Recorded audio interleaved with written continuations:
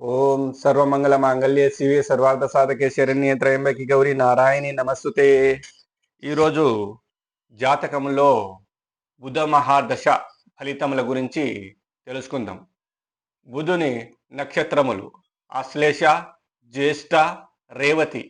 బుధ మహాదశ ఆశ్లేష, జ్యేష్ఠ, రేవతి నక్షత్రాల్లో పుట్టిన జాతకులకు బుధ మహాదశ 17 సంవత్సరాలు ఉంటుంది.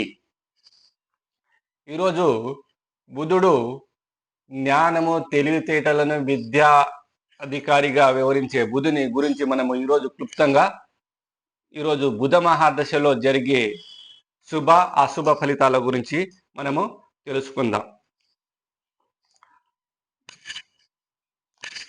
బుధ మహాదశ శుక్రదశ తర్వాత, శని మహాదశ తర్వాత మిక్కిలి పొడవైన బుధ మహాదశ. జాతకంలో బుధుడు బుద్ధిని, తెలివితేటలను, దానితో పాటు విద్యా సంపత్తిని, వ్యవహారిక తెలివి, క్రియా విక్రయాలు అనగా కొనుట అమ్ముటలోను, కమిషన్, వ్యాపారం, బ్యాంకుల్లోని అకౌంటెంట్లు, పొద్దులు రాయట, గుమస్తగిరి మొదలైన బుద్ధి నిపుణులతో చేసే పనులు సూచించును. తెలివి రెండు వైపులా పదునైన కత్తి, అందుచేత దుర్వినియోగము చేసిన మనిషి దుర్మార్గుడు కాగలడు, పతనం కాగలడు. సద్వినియోగం చేసిన డబ్బు, విద్యను, సంపాదనను, విద్యా వివేకములను పెంచుకోవచ్చు. అందుచేత బుధుడు పాపగ్రహములతో చేరితే పాపిగాను, శుభగ్రహములతో చేరినప్పుడు శుభుడుగాను ఫలితమిస్తాడు. ఇది పరాశర జ్యోతిషంలో రహస్యం. ఇది అనగా వ్యక్తి తన బుద్ధిని సద్వినియోగం చేస్తాడా, భగవంతుడు ఇచ్చిన తెలివితేటలను ఇతరులకు మోసగించడానికి ఉపయోగిస్తాడా అనే విషయం జాతకంలో బుధుని చూసి చెప్పవచ్చు. బుధుడు కనుక సూర్యుని కన్నా ముందు రాశిలో ఉన్నట్లయితే క్రమంగా సూర్యుడు బుధుని పైకి వచ్చి బుధుడు ప్రభావము సన్నగిల్లును. అలాగే సూర్యుని దాటిపోయిన బుధుడు సూర్యునితో 2 రాశుల్లో అనగా చాలా దూరంలో ఉంటే తెలివితేటలు ఎక్కువగా ఉంటాయి. ఇది ధర్మాభివృద్ధి పాటుపడే మహానీయుడని చెప్పవచ్చు.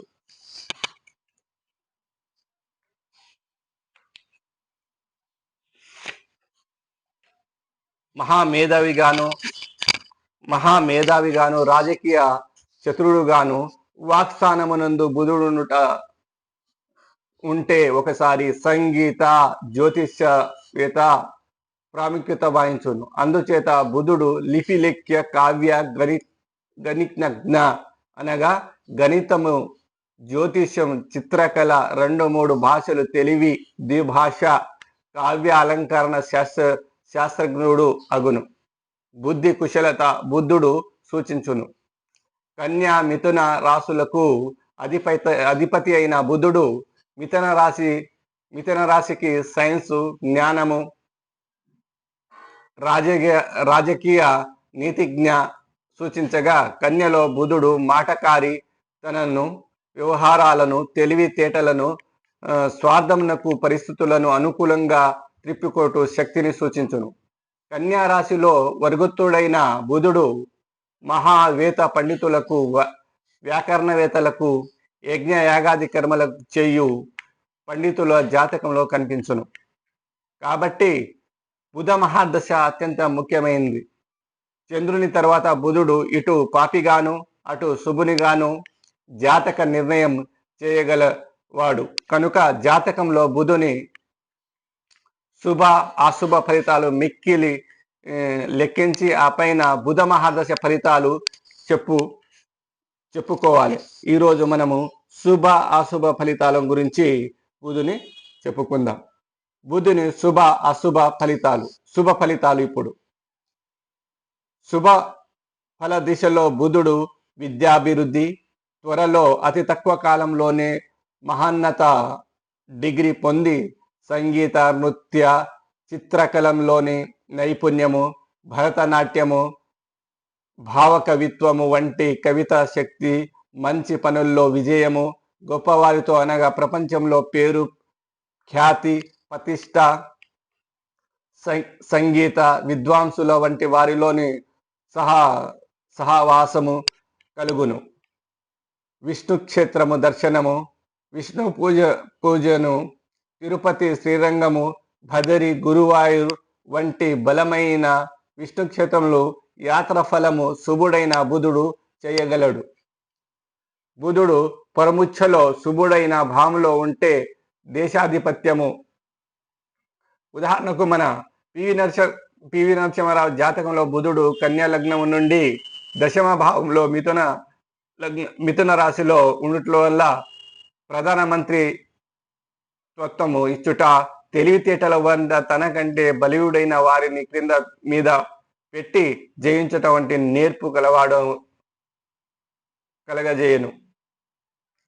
శుభ ఫలములు, వ్యవహార ఫలములు, మరకతములు, మత్సలు, వైడ్యూర్యములు వంటి రత్నములు, లాభములు, అనేక భాష జ్ఞానము, జ్యోతిష శాస్త్ర సిద్ధి, తర్క వ్యాకరణంలోని పాండిత్యము, ఆధునిక చదువులలో మ్యాథమెటిక్స్, ఫిజిక్స్, గణిత, అణు శాస్త్ర జ్ఞానము, న్యూక్లియర్ ఫిజిక్స్ వంటి ఉన్నత విద్యల్లో ఖ్యాతి కలిగించును బుధుడు శుభుడైతే. అదేవిధంగా బుధుడు ఒకసారి అశుభుడు, పాపిగా మారితే ఎలా ఉంటుందో ఇప్పుడు బుధుడు పాపగ్రహాలతో చేరితే గాని, పాప రాశుల్లో ఉంటే గాని ఇప్పుడు అశుభ ఫలితాల గురించి తెలుసుకుందాం. బుధుడు అశుభ దిశల్లో ఆచారహీనత్వము, తనను నమ్మిన వారిని మోసించుట, మోసం చేయుట, దొంగతనాలు లేక మోసకారితనము, రాజభయము లేక ప్రభుత్వంచే శిక్ష, ధన నష్టము, సంతాన నష్టము, సొంత బంధువులతో విరోధము, మాట మాటికి జగడములు, వ్యర్థములుగా దేశ ప్రభువును ప్రమాణములకు వెళ్ళుట, తన కులస్తులతో పరువు పోవుట, బుద్ధి భ్రంశము, హిస్టరియా వినోవికారం వంటి మానసిక రోగము, పక్షవాతము వంటి వాతారోగము. పక్షవాతము, ఎవరికైనా పక్షవాతం వస్తుందంటే బుధుని చూడాలి. బుధుడు బలహీనంగా లేకుంటే శత్రురాశిలో నీచంలో ఉంటే ఎవరికైనా పక్షవాతం వస్తుంది. అందుకోసం బుధునికి పరిహారం చేపిస్తే అది నయం కాగలదు.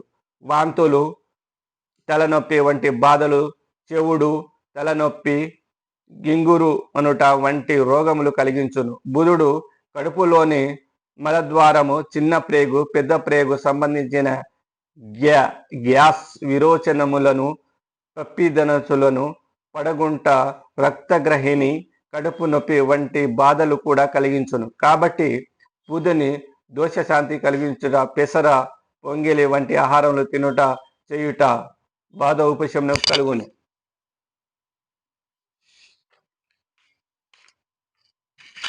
ఇప్పుడు బుధునికి ఒకసారిగా పాపి అయిన శుభుడైన శాంతి చేపిస్తే చాలా ప్రయోజనాలు ఉంటాయి. బుధునికి ఏ విధమైన శాంతి చేపియాలి అనేది మనం ఇప్పుడు నేర్చుకుందాం. బుధ గ్రహ దోషమునకు శాంతి కలశ స్థాపన చేసి పంచకోణ యంత్రమున లక్ష్మీ గణపతులను యంత్రము చేత గరిక చిల్లు, తేనె, చందనము, పాలతో అభిషేకము, కలశము పచ్చ లేక మరకతము, మొలకెత్తే పెసళ్ళు, గోధుమలు, మినుములు, నైవేద్యము, పెసరపప్పు, పుంగుళ్ళు నైవేద్యం వల్ల బుధ దోషం కొంత శాంతించును. విష్ణు సహస్రనామం అలాగే తులసితో విష్ణు సహస్రనామం అర్చనలు, దానము, 17,000 బుధగ్రహ మంత్ర జపము, హోమములతో పాటు ఆకుపచ్చని పట్టు వస్త్రములు దానం చేయవలెను. జ్యోతిష మంత్రవేత్తలైన గురువులను సన్మానించి వారి అనుగ్రహస్తులు పొందుట వలన కూడా బుధశాంతి కలుగును. విష్ణు క్షేత్ర దర్శనము, విష్ణు పూజ కూడా బుధుని యొక్క అనుకూలత ఫలితములను ఇచ్చును. పురుష సూక్తము, నారాయణ సూక్తము, విష్ణు సూక్తము బుధ శనివారాల్లో పారాయణం చేయుట, పెసళ్ళు, చెరుకు ముక్కులతో హోమము, బుధశాంతి అనుగ్రహము విశేషంగా లభించును. ఈరోజు బుధశాంతి విరేచనం. అదే దశమహావిద్యలో త్రిపుర భైరవి బుధునికి ఆదిదేవత కాబట్టి ఏమైనా పాపగ్రహాలతో కానీ నీచములో బుధుడు ఉంటే ఆ దశ నడుస్తుంటే, బుధమహా దశ నడుస్తుంటే ఒకసారి విద్యకు కారకుడైన బుధుడు కాబట్టి పిల్లల్లో విద్య అభ్యాసించే పిల్లల్లో 25 సంవత్సరాల లోపే బుధ మహాదశ వస్తే దానికి త్రిపుర సుందరి దశమాధువులో పూజ చేయించుకోవడము, లేదా తిరుపతి దేవస్థానానికి బుధునికి అధిదేవత విష్ణువు కాబట్టి 6 నెలలకు ఒకసారి దర్శనం చేసుకోవడం వల్ల ఈ బుధ మహాదశ మంచిగా జరుగుతుంది. బుధుని నీచత్వం తొలగి శుభత్వము కలుగుతుంది. ఇంతటితో బుధ మహాదశ గురించి మనం క్లుప్తంగా తెలుసుకుందాం ఈరోజు. ఇంకా మళ్ళీ వీడియో చేస్తూనే ఉంటాను. మా పంచముఖ ఆంజనేయ స్వామి యూట్యూబ్ ఛానల్కు సబ్స్క్రైబ్ చేసి ఆదరించగలరని మనవి చేస్తున్నాను.